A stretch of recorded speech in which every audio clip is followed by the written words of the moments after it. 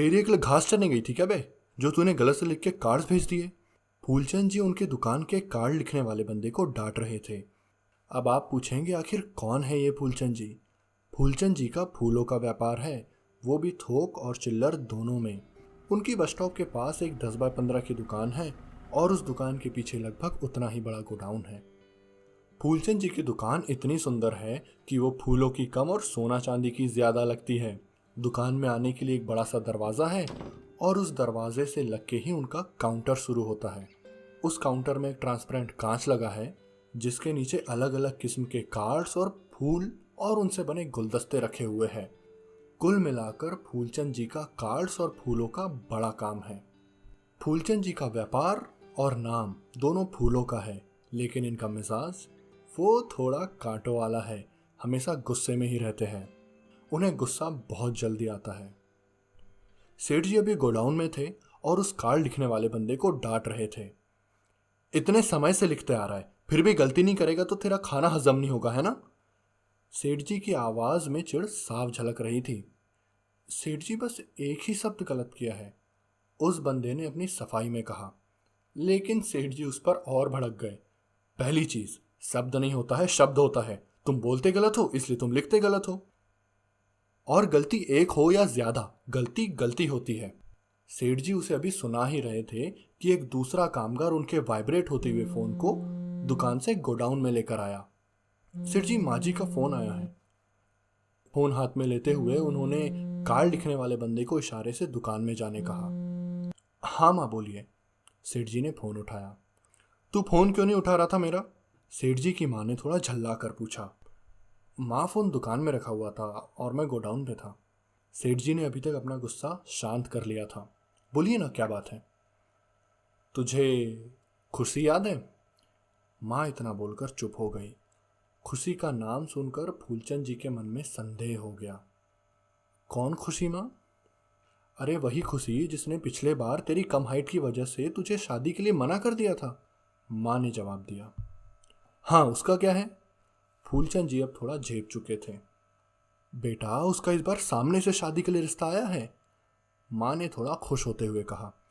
नहीं माँ, मुझे उस लड़की से शादी नहीं करनी है, बहुत ही बदतमीज लड़की है वो, फूलचंद जी ने थोड़ा चिढ़ते हुए कहा। देख बेटा, मुझे वो लड़की पसंद है और तेरी उम्र भी ज्यादा हो गई है, उससे अच्छी लड़की नहीं मिलेगी तुझे, माँ ने फूलचंद जी को समझाते हुए कहा। माँ, पर तू मिल रहा है उससे बस, माँ ने फूलचंद जी की बात काटते हुए कहा।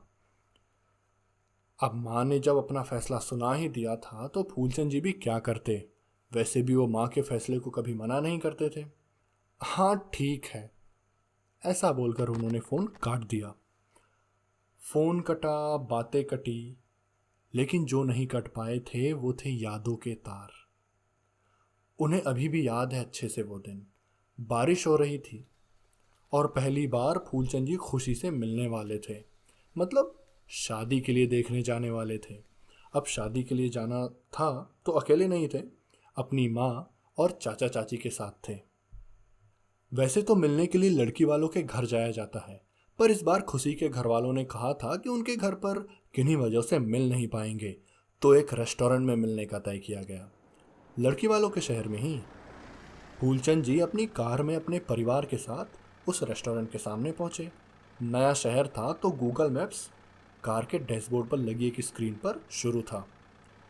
लगता है पहुंच गए, मैप तो यही बता रहा है, डैशबोर्ड की स्क्रीन की तरफ देखते हुए फूलचंद जी ने कहा। गाड़ी के खुले कांच से फूलचंद जी ने अपने हाथ के इशारे से गार्ड को बुलाया। बारिश से बचने के लिए गार्ड ने भी हाथ के इशारे से पूछ लिया क्या बात है। फूलचंद जी ने थोड़ा जोर से पूछा, गाड़ी कहाँ पार्क करनी है? सर, नीचे बेसमेंट में, गार्ड ने हाथ से एक नीचे जाते रास्ते की ओर इशारा किया। फूलचंद जी बस गाड़ी आगे बढ़ाने ही वाले थे कि उनकी नज़र एक चेहरे पर पड़ी। वही आंखें, वही मुस्कान और चेहरे पर वही लाली। सलवार सूट पहने हुए वो लड़की अपनी फोटो से भी ज्यादा सुंदर लग रही थी।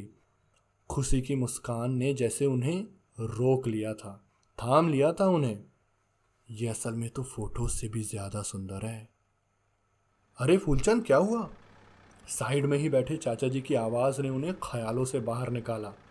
नहीं नहीं, कुछ नहीं, अब क्या ही बोलते हमारे फूलचंद जी। इसके बाद उन्होंने कार आगे बढ़ाई और बेसमेंट की तरफ चल दिए। अब तक सभी लोग रेस्टोरेंट में पहुंच गए थे।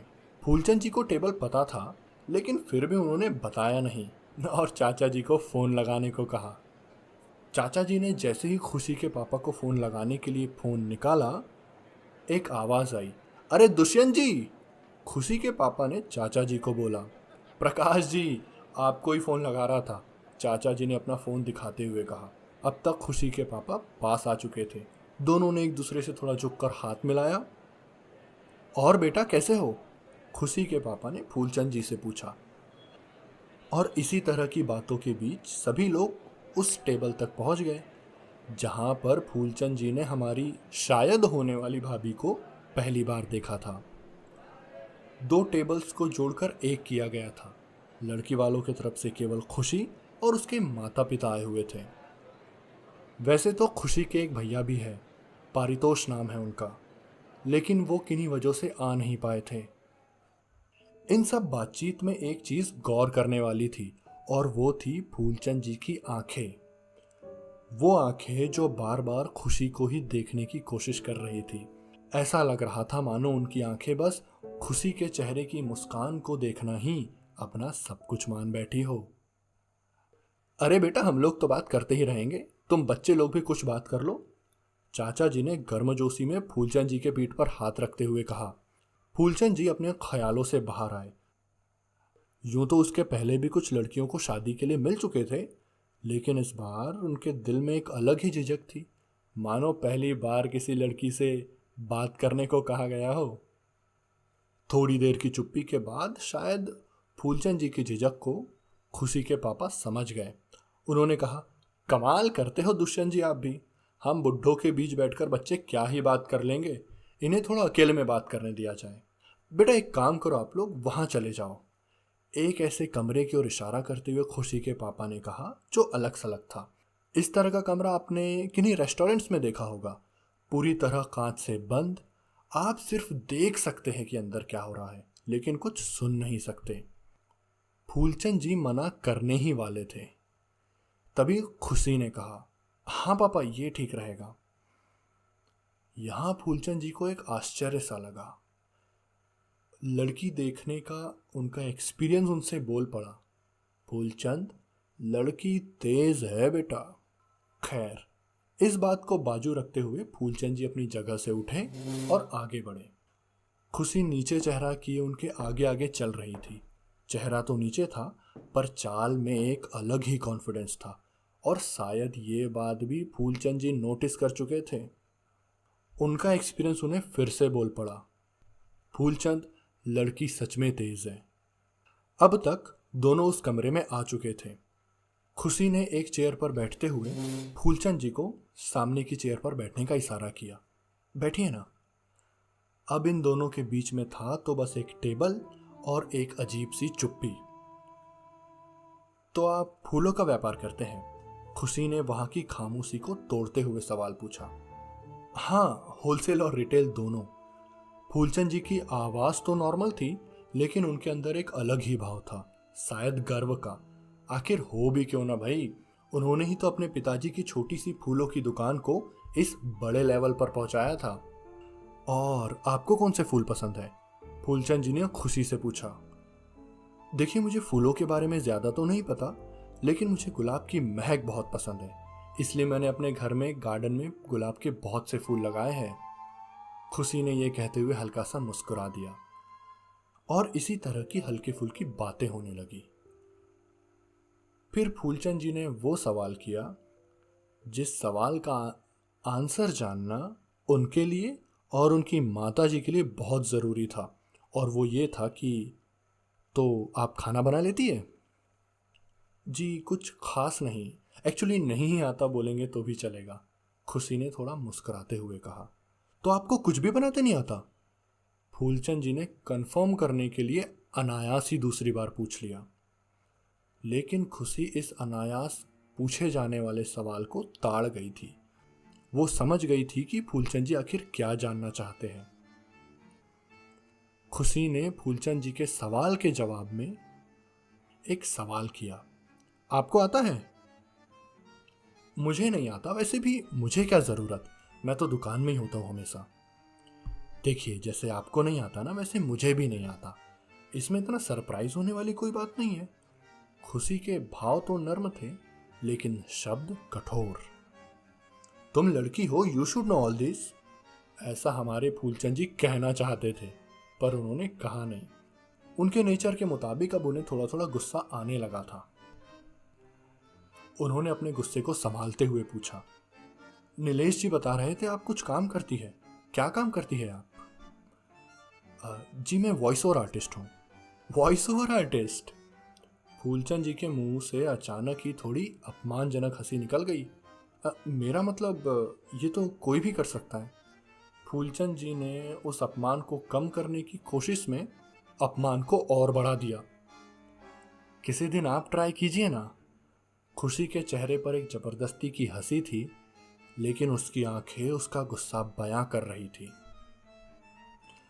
वैसे जो भी हो, शादी के बाद आपको ये सब काम करने की जरूरत नहीं पड़ेगी। फूलचंद जी बस खुशी को ये बताना चाहते थे कि शादी के बाद वो काम नहीं कर सकती है। पर मुझे काम पसंद है और ये मैं घर से भी कर सकती हूँ। देखिए, आपको पैसा कमाने की जरूरत नहीं होगी, सफिशिएंट है अपने पास। फूलचंद जी ने हंसते हुए लेकिन थोड़ा जोर देकर कहा। खुशी थोड़ी देर शांत रही, फिर वह अपनी जगह से उठी और उसने कहा, जी मैं समझ गई हूँ आपकी सोच क्या है। आपकी सोच भी बाकियों की तरह छोटी ही है। और खुशी वहां से बाहर जाने लगी। कहना क्या चाहती है आप? अब फूलचंद जी भी अपनी जगह से उठ गए थे। अगर आपको मेरी भावनाओं की और मेरे काम की कद्र नहीं है तो आप किसी और से शादी कर लीजिए, धन्यवाद। और खुशी ने कमरा छोड़ दिया। मुझे भी नहीं करनी है तुमसे शादी। फूलचंद जी ने कहा तो सही, लेकिन खुशी ने सुना या नहीं ये बताना थोड़ा मुश्किल है। बाहर आकर फूलचंद जी अपनी माँ के पास धीरे से बोले, माँ मुझे लड़की नहीं पसंद। चुप रहे, इस बारे में घर पर बात करेंगे, माँ ने फुसफुसाया। तब तक खुशी ने अपने पापा से कुछ कहा था। इसी के साथ कुछ और औपचारिक बातें हुई तो फूलचंद जी अपने परिवार के साथ वापस लौट गए। कार में बैठे हुए लगभग आधा घंटा हो चुका था। कार में घुसते ही फूलचंद जी ने फतवा जारी किया था कि उन्हें वो लड़की पसंद नहीं है और इस बारे में कोई बात नहीं करेगा। तभी से कार में एक अजीब सी शांति थी। आपकी सोच छोटी है। खुशी की इस बात ने फूलचंद जी को जितना गुस्सा दिलाया था, उससे ज्यादा उन्हें आहत किया था। वो तो हमेशा से यही सोचते और देखते आए थे कि एक घर को चलाने के लिए लड़की का घर पर होना जरूरी है, तभी सही बैलेंस बनता है और बात आगे बढ़ती है। इसमें छोटी सोच की बात कहाँ से आ गई? फूलचंद जी का गुस्सा तो अभी तक थोड़ा शांत हो चुका था, लेकिन वो इस बात को इग्नोर नहीं कर पा रहे थे। छोटी सोच वाली बात उन्हें बहुत चुभी थी। तो क्या घर की बहुओं को घूमने देना, उनकी मनमानी करने देना, ये सब बड़ी सोच है? ऐसे में घर में बैलेंस कैसे रहेगा? फूलचंद जी के दिमाग में ये द्वंद चल ही रहा था कि तभी चाचा जी के फोन पर एक घंटी बजी। हाँ नीलेश जी बोलिए। चाचा जी ने फोन उठाया और फिर उसके बाद जो बातें हुई, उसके बाद कार में मनुष्यत और बढ़ गई। अब आप पूछेंगे कौन है ये नीलेश जी? तो भैया नीलेश जी हैं महाती, मतलब मीडिएटर, मतलब इन्होंने ही दोनों पक्षों को मिलवाया था। उन्होंने फोन पर बताया कि खुशी को फूलचंद पसंद नहीं है क्योंकि फूलचंद की हाइट कम है। ये सुनने के बाद फूलचंद जी का दिमाग फिर से दौड़ने लगा। इसका मतलब खुशी ने सही बात नहीं बताई घर वालों को। यह भी तो हो सकता है कि घर वालों ने ही हाइट कम का बहाना कर दिया हो। कुछ भी हो सकता है, लेकिन यदि खुशी ने घर वालों को सही बात नहीं बताई होगी तो क्यों नहीं बताई? मैं ज्यादा सोच रहा हूं। और इसी तरह की अलग अलग बातों ने फूलचंद जी के जहन को घेर लिया। लेकिन इन सवालों के जवाब क्या कभी फूलचंद जी को मिल पाएंगे? सेठ जी, सेठ जी! इस आवाज ने सेठ जी को पूरी तरह से उनके ख्यालों से निकालकर वर्तमान में उनकी दुकान पर ले आई। सेठ जी तो वर्तमान में वापस आ गए, लेकिन वो साथ लेकर आए थे फिर वही ढेरों सवाल और एक उम्मीद कि यदि इस बार वो खुशी से मिलते हैं तो इन सवालों के जवाब ढूंढ ही लेंगे। भूतकाल की इस यात्रा ने सेठ जी को खुशी से मिलने की वजह दे दी थी। खुशी को लेकर गुस्सा तो अभी भी था, लेकिन अब सेठ जी उससे मिलना जरूर चाहते थे। तो दोस्तों, ये भाग यहीं खत्म होता है। इसके अगले और आखिरी भाग में जानेंगे कि क्या फूलचंद जी इन सवालों के जवाब ले पाएंगे। और बड़ा सवाल तो ये है कि आखिर क्यों खुशी का रिश्ता फिर से आया है, जब फूलचंद जी उसकी सोच के नहीं हैं। ये सब जानेंगे हम अगले एपिसोड में, जो हमारा आखिरी एपिसोड भी होगा इस कहानी का। अगर आपको ये कहानी पसंद आ रही हो तो इसे लाइक जरूर कीजिएगा, और अगले एपिसोड की और आगे आने वाली तमाम कहानियों की नोटिफिकेशंस को सबसे पहले पाने के लिए सब्सक्राइब बटन पर जरूर क्लिक कीजिए और उसके पास वाले बेल आइकन को भी दबाइए। इसी तरह की और भी कहानियां अलग अलग जेनर की हम आपके लिए लाते रहेंगे। This is Aman Patle signing off. Thank you.